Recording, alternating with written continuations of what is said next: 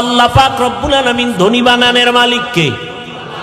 ইয়া আইয়ুহান নাস আনতুমুল ফুকারাউ ইলাল্লাহ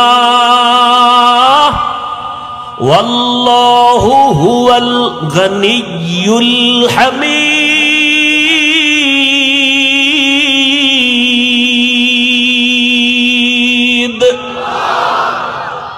ও দুনিয়ার মানুষ, তোমরা ফকির, আমি আল্লাহ ধনী। আল্লাহ শুধু ধনী না, প্রশংসিত ধনী। অতএব ধনী বানানোর মালিক কে? আল্লাহ কয় আমি ধনী বানাই, আমি গরিব বানাই। লা ইলাহা ইল্লাল্লাহ, আমি আল্লাহ তাআলা ব্যতীত তোমার আর কোনো ইলাহ নাই, কোনো রিজিক দাতা নাই, আইন দাতা নাই, বিধান দাতা নাই, হায়াতের মালিক নাই, মৌতের মালিক নাই, তোমাকে সম্মানের জায়গায় বসানোর মালিক আল্লাহ ছাড়া আর কেউ নাই। আমি আল্লাহ তোমাকে ধনী বানাইয়া দিব,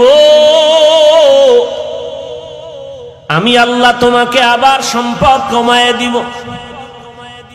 অতএব যদি তুমি ধনী হতে চাও, কোনো তাবিজ লাগবে না। মদিনার নবী বলেন, 5 বেলার নামাজ যদি ঠিক মতো আদায় করো, 1 নাম্বার পুরস্কার তোমাকে আল্লাহ রিজিক বাড়ায় দিবেন।